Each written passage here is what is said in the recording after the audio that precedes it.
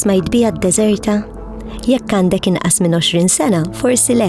Kienu s-sebgħinijat, ftit wara li Malta bdiet l-isforz tagħha biex l-affarijiet li jixtru l-Maltin tipproduċihom Malta stess. Dak iż-żmien hawn Malta l-iktar ħaġa importanti kienet li jinħolqu l-impjiegi u allura kemm jista' jkun l-idea kienet li nagħmlu kollox aħna, mid-deżerta sat-toothpaste mill-laġin sal-ħwejjeġ. Kien żmien fejn l-importazzjoni kienet issir bil-bulk buying, ammonti kbar biex jonqos il-prezz, fejn il-pitazzi kienu jiġu miċ-Ċina, fejn il-qoffa ta' kulħadd kien ikollha l-istess bottijiet cheddar u hops. Fit-tmeninijat u d-disajnijat, il-konsum żdied f'daqqa u telqu l-kontrolli.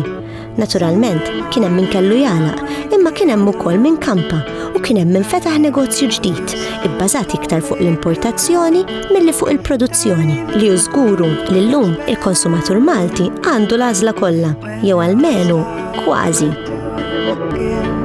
X'ma nistax nixtri.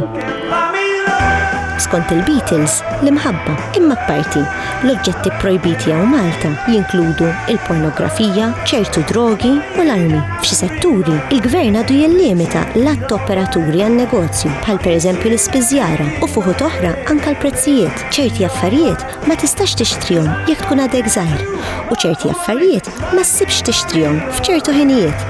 Pereżempju, gazzetti il-ġimgħa l-kbira, jew ħobs frisk il-ħadd flaxija.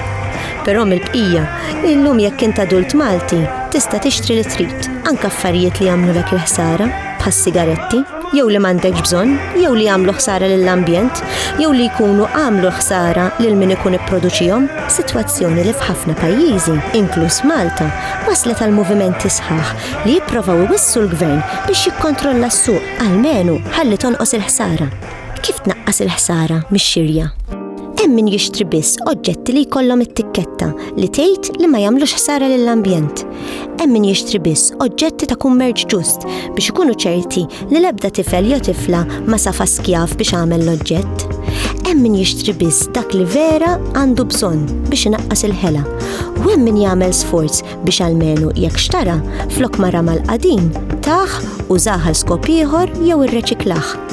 Stramba ma vera, don nerġajna ġejna għal dak li kienu jagħmlu n-nanniet. Attenzjoni għal ħala, imma flok biskop li nifrankaw il-flus, iktar biskop biex nifrankaw il-ħsara. U x'nixtru?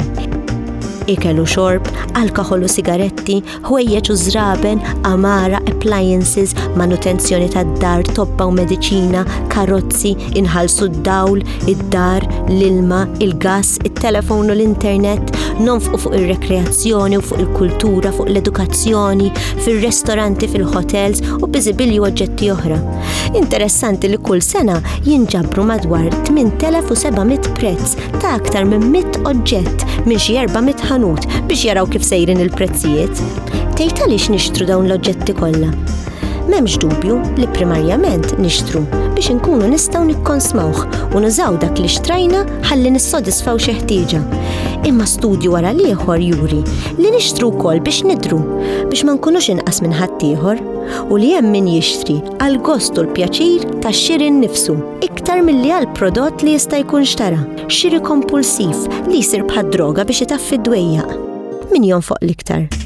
L-ewwel trid tara min hu kapaċi jonfoq l-ikbar biljonarju Bill Gates li fil-fatt mhux għax iħobb jixtri wisq affarijiet estravaganti, però l-biljonarju Russu Roman Abramovich bil-kontra f'sentejn irnexxielu jonfoq $700 miljun u fost affarijiet oħra xtara il-klabb tal-futbol Ingliż Chelsea, żewġ jottijiet tal-fuq minn 300 pied il-wieħed bil-helipad b'kollox u ajruplan Boeing li fih sala tal-pranzu għal xi 30 ruħ bil-kċina b'sinkijiet tad-deb. Dik xirja?